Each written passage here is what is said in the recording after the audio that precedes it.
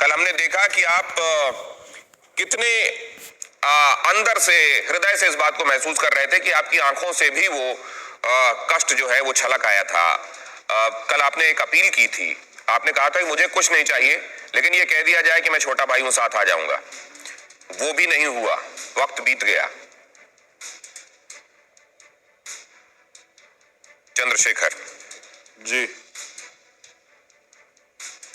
देखिए, वो दर्द मेरा चुनावी गठबंधन या सत्ता के सुख के लिए नहीं, वो दर्द मेरा जिस समाज से मैं आता हूँ, बहुजन समाज से, उनके लिए। और वो दर्द मेरा आज का नहीं है, वो दर्द मेरा उस मिशन मूवमेंट का है जो माननीय काशीराम साहब हमें सिखा के गए।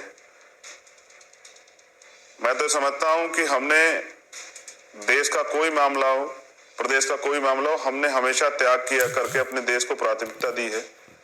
आज लड़ाई संविधान बचाने की, देश बचाने की, लोकतंत्र बचाने की, जिस तरह से निजीकरण हो रहा है, सरकारी जो विभाग है उनको बचाने की लड़ाई है। इस लड़ाई में मैंने उनसे अपील की थी, उन्होंने एक आरोप टाइप मेरे ऊपर लगा दिया था कि भाई वो सीटों की परवाह कर रहे हैं, लालच कर रहे हैं, या उन पर किसी का फोन आया।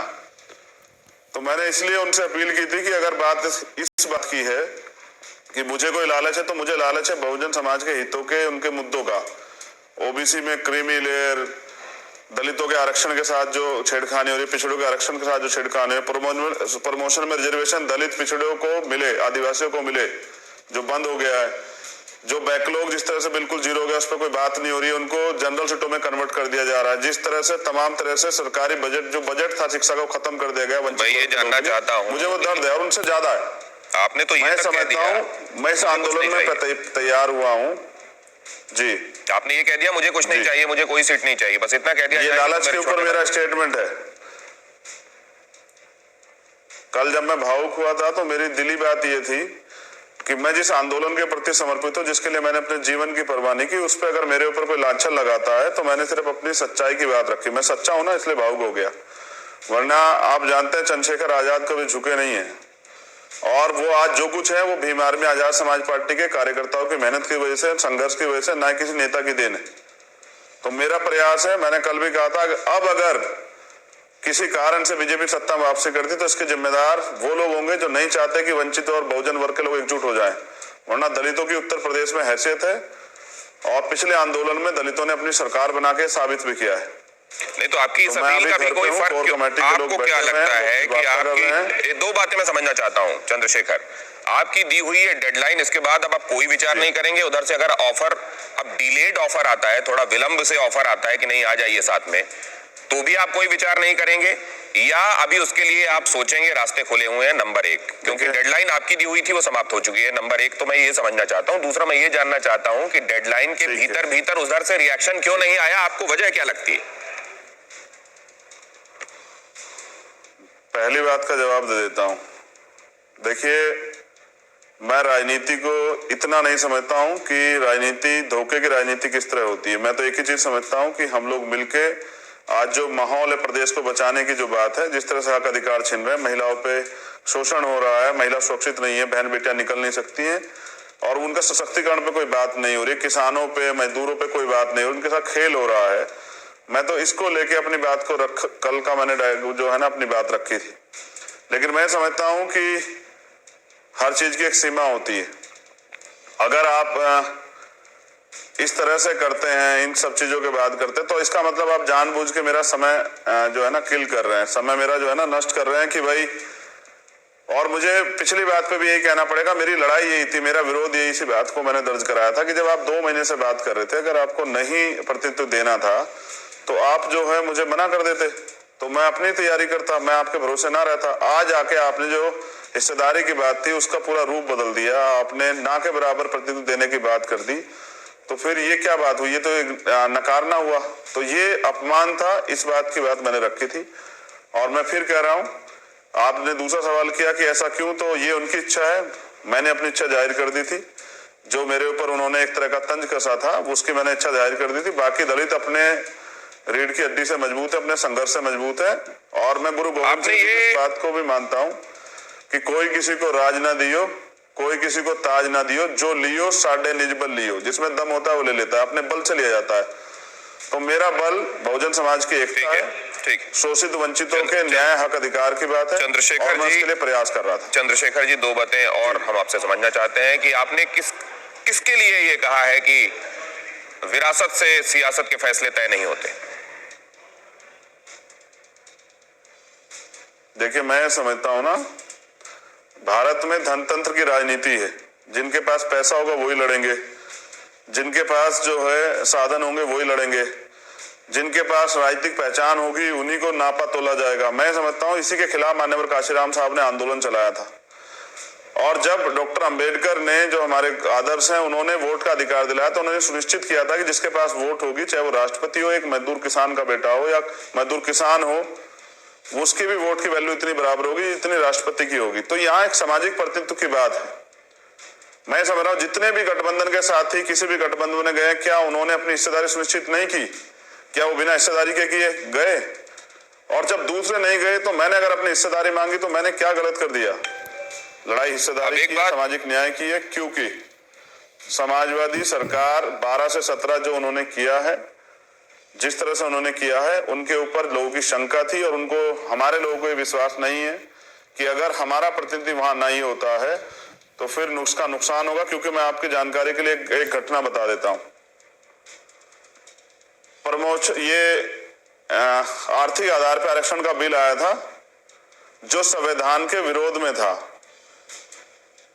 संविधान में आरक्षण की व्यवस्था, आरक्षण कहना बहुत अच्छी बात है, नेता कह देते हैं, लेकिन आरक्षण व्यवस्था किस लिए है इसको समझना पड़ता है। तो जब ये आर्थिक आधार पर आरक्षण का बिल आया तो सारे नेताओं ने, जो पिछड़े और दलित वर्ग के नेता थे, माइनॉरिटी नेता, उन्होंने हाथ उठा उठा के समर्थन किया था, जबकि वो संविधान की हत्या थी।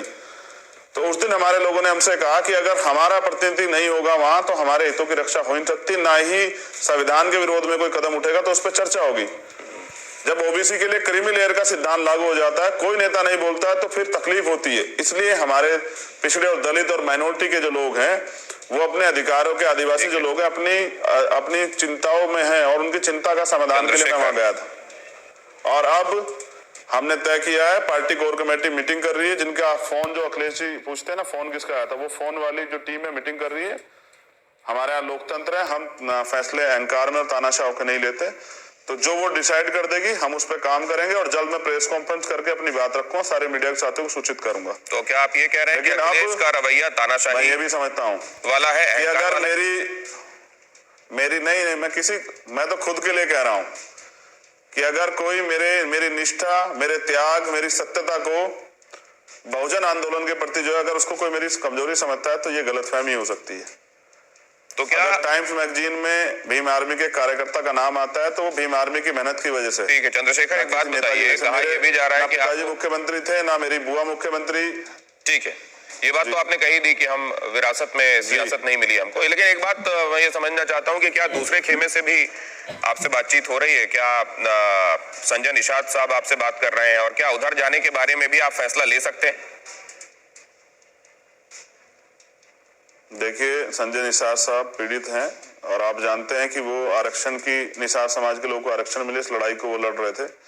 और जिस तरह से भारतीय जनता पार्टी ने उनको धोखा दिया, वो भी पीड़ित हैं और वो गलत खेमे में है। वो मेरे भाई हैं, मैं उनका सम्मान करता हूँ, लेकिन मैं समझता हूँ कि विरोधियों के खेमे में मैं ना पहले कभी खड़ा हुआ था, ना आज खड़ा हूंगा। वो मेरे भाई हैं, अगर वो उस खेमे में ना होते तो शायद मैं उनकी बात पे, उनके प्रस्ताव को स्वीकार करता। और जैसा मैंने कहा ना, पिछड़ा जो है ना, पिछड़ा, ये आप हमारे उसमें पिछड़ा वर्ग है, मैं इसको बिछड़ा हुआ कहता हूँ। हमारे आंदोलन में कहते हैं बिछड़ा हुआ। ये हमसे बिछड़ा हुआ हमारा बड़ा भाई है। हम क्योंकि राष्ट्रपिता ज्योतिबा फूले का सम्मान करते हैं, तो आपने इस खेमे को तो रूल आउट कर दिया, सम्मान करते हैं, मामना रामस्वरूप वर्मा जी का सम्मान करते हैं। आपने इस खेमे को रूल आउट कर दिया, लेकिन संजय सिंह भी आपकी तारीफ कर रहे हैं, आम आदमी पार्टी के। वो खेमा कैसा दिखाई दे रहा है आपको? देखिए, संजय सिंह अच्छे नेता हैं। मैंने अगर किसी को यहाँ उत्तर प्रदेश में बीजेपी सरकार के घोटालों के खिलाफ किसी को पुख्ता बात रखते देखा तो वो संजय सिंह है। तो मैं भैया का, संजय भाई का भी धन्यवाद देता हूँ। मैं समझता हूँ ना, मैं राजनीति में नया, लेकिन मैंने लड़ना आज नहीं सीखा। मैंने लड़ना माननीय काशीराम साहब के आंदोलन से सीखा, तो मैं लड़ना जानता हूँ। तो कोई भी जो क्रांतिकारी है, आंदोलनकारी है, लड़ने वाला है, वो किसी दूसरे का अपमान करेगा नहीं। मैंने नहीं सीखा। मैं किसी का राजनीतिक विरोध हो सकता है, मेरी पीड़ा जो थी मैंने आपको बता दी कि आपने 6 महीने से बात चलाई थी, आप मेरा समय क्यों किल कर रहे थे? आप मुझसे एक बार कह के देखते कि अपने दम पे लड़ो, तो फिर मैं अपना दम दिखाता। अभी भी हम अपना दम दिखाएंगे, तो आप जैसे जो कोर कह रहे कमेटी हैं, आदेश करेगी। आपके इशारे में क्या मैं इसको और स्पष्ट रूप से ये समझूं कि आम आदमी पार्टी की तरफ से और स्पष्ट अगर आपकी तरफ हाथ बढ़ाए जाते हैं तो आप उधर जाने में कोई समस्या नहीं समझते? देखिए, मैं फिर आपको स्पष्ट कर दूं, यहाँ वैचारिक लड़ाई है, किसी से व्यक्तिगत लड़ाई नहीं है। और मैं आपको एक और जानकारी दे दूं, मेरी आम आदमी पार्टी से कोई लड़ाई नहीं है, लेकिन जैसे उन्होंने कहा था नेताजी ने कि किसी का फोन आया, तो हमारे ऊपर एक कोर कमेटी है, लोकतंत्र है, वो जो फैसला करेंगे उसका हम सम्मान करेंगे और उस सम्मान के दलित समाज के, वंचित वर्ग के, पिछड़े वर्ग के सम्मान के लिए हम लोग खड़े रहेंगे। क्योंकि मैंने देखा कि जब पिछड़े वर्ग के हितों की रक्षा की बात आती है तो नेता घर में पड़ के सोते हैं। पिछड़े वर्ग के नौजवान जो है ना, अब जब 69 शिक्षक भर्ती का मामला था या मध्य प्रदेश में पिछड़े वर्ग का आरक्षण जो है पंचायत में खत्म किया गया, तो वो नौजवान लड़ रहे थे, नेता घर में पड़े सो रहे थे। उनको क्यों लगे फोन आया होगा? साथियों से आया था क्या कोई फोन आपके पास? मैं कभी आपके मान सम्मान को से समझौता नहीं करूंगा जी। कोई फोन आया मेरा था क्या? फोन जिसकी सिर्फ सूचना आपके लिए यूज होता है, मीडिया के लोगों के लिए, मीडिया से बात करने के लिए। अभी बीजेपी के लोगों ने पैगासस और तमाम तरह की चीजें लगाई हुई है ना, तो मैं फोन पे सिर्फ मीडिया से बात करने के लिए होता है, जो सीधी बात हो रही होती है, जो सबको पता लग रही होती है। मैं फोन का यूज इसीलिए करता हूँ सिर्फ। बाकी काम मैंने कहा ना कि जो भी आदेश आएगा कोर कमेटी का, भीम आर्मी की, हमारी राष्ट्रीय कमेटी का, भीम आजाद समाज पार्टी की, मैं उसको स्वीकार करूंगा और उनके आदेश के लिए जी जान लगा दूंगा। और कभी मैंने उनको निराश नहीं किया। और कभी दलित समाज ने, लोग ये भी जानना चाहते हैं, मुस्लिम भाइयों ने, आदिवासियों ने, जैन सिख बौद्ध पारसियों ने मुझे निराश नहीं किया। ठीक है, बहुजन समाज की उन्होंने मेरा साथ दिया भरपूर, उन्हीं के विश्वास पे मैं यहाँ तक पहुंचा हूँ। आगे भी उनके विश्वास पे इस लड़ाई को आगे बढ़ाऊंगा। बहुजन समाज की बात आप करते हैं, बहुजन समाज का प्रतिनिधित्व करते हुए आप उनके साथ जाकर खड़ा होना चाहते थे। लोग ये भी समझना चाहते हैं कि बहुजन समाज के साथ समाजवादी पार्टी तो गठबंधन करके मायावती जी के साथ